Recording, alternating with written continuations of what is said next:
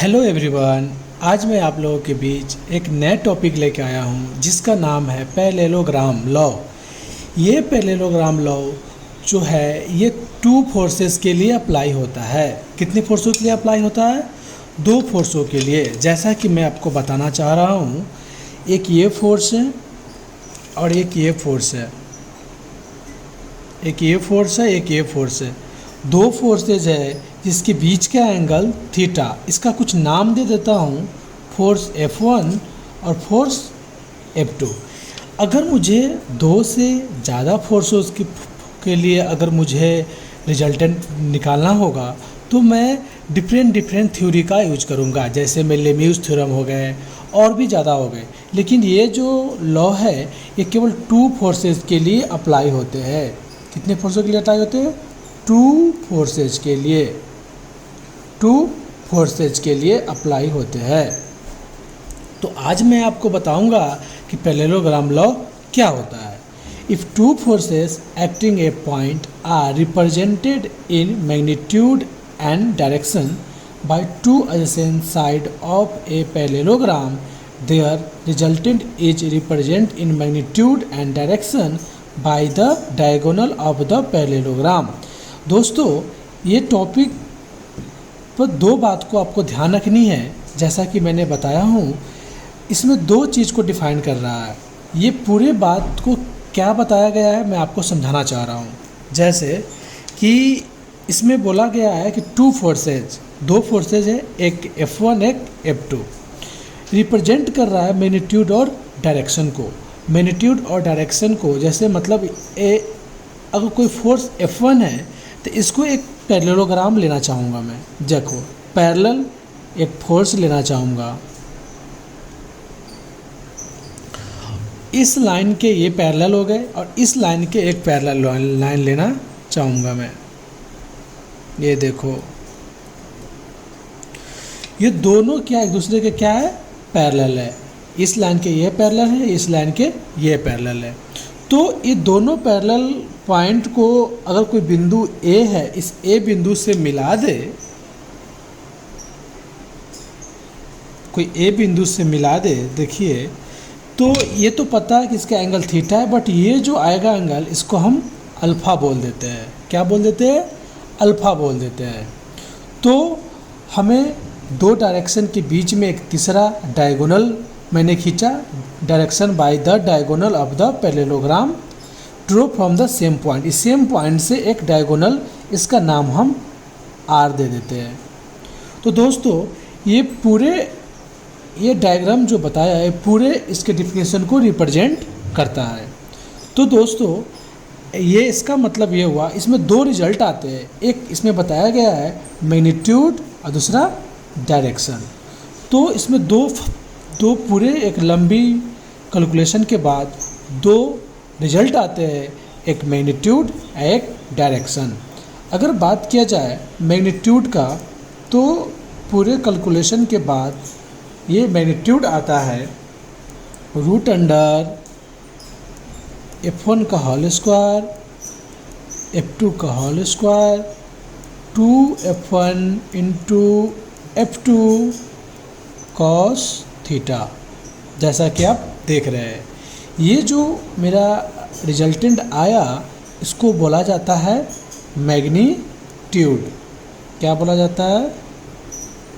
Magnitude बोला जाता है।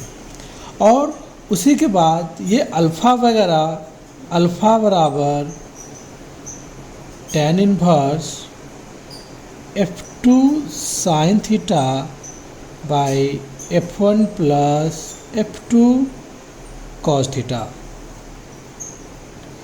ये आप जो देख रहे हो इसको बोला जाता है डायरेक्शन।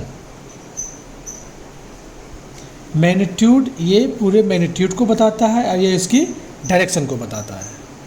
तो दोस्तों, दो रिजल्ट आए, दो रिजल्ट से इस पर बहुत सारे क्वेश्चन आते हैं। आपके गेट के एग्ज़ाम में हो गए, आपको RRB JEE SSC JEE, इस सारे क्वेश्चन में, या कोई PSU, इस सारे क्वेश्चन एग्ज़ाम में इस पर क्वेश्चन आते रहते हैं तो आज मैं ये टॉपिक पे कुछ क्वेश्चन करवाने वाला हूँ, जैसा कि अगर आपको रिजल्टेंट पूछ दिया जाए मैग्नीट्यूड के रूप में और डायरेक्शन पूछा जाए तो आप कैसे इसको आप सॉल्व करोगे।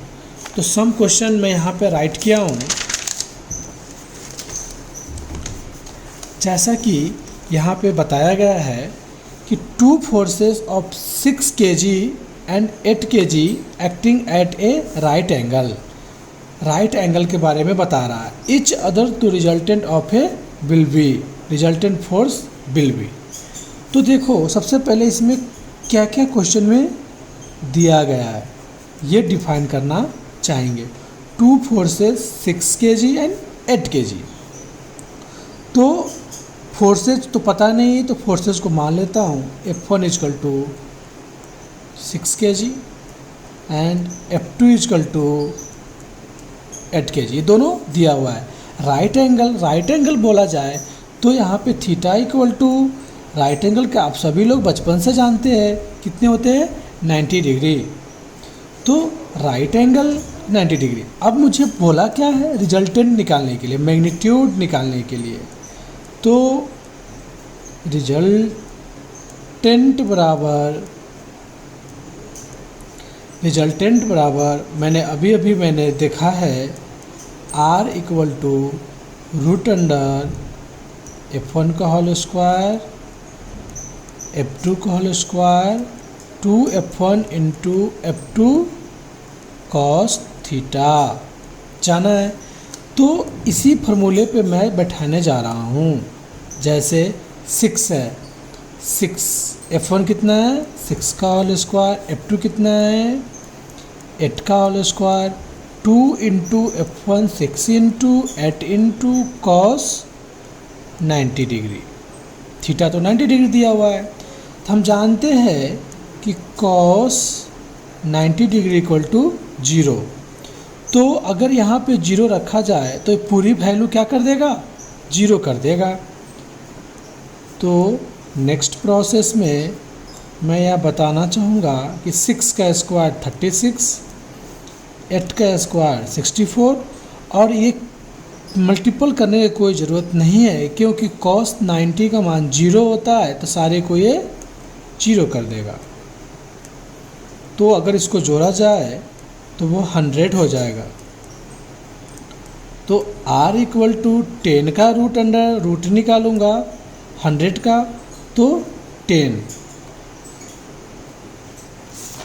तो 10 न्यूटन में आएगा। क्या आएगा, न्यूटन में आएगा। तो दोस्तों इस दिए गए क्वेश्चन के मुताबिक ये रिजल्टेंट मेरा निकल के आ गया है 10 न्यूटन। बट इसी रिजल्टेंट में अगर मुझे डायरेक्शन दिया रहता, मैं अपने तरफ से आपको बोल रहा हूँ डायरेक्शन निकालने के लिए, तो कुछ नहीं करते दोस्तों, बस अल्फ़ा इक्वल टू, ये फार्मूला मुझे पता है, F2 equal to sine theta F1 plus F2 cos theta. इस फार्मूला को लगाऊंगा जिसमें F1 भी पता है, F2 भी पता है, थीटा भी पता है, तो मुझे अल्फ़ा आसानी से निकल जाएंगे। तो alpha equal to tan equal to F2 का मान कितना दिया हुआ है दोस्तों,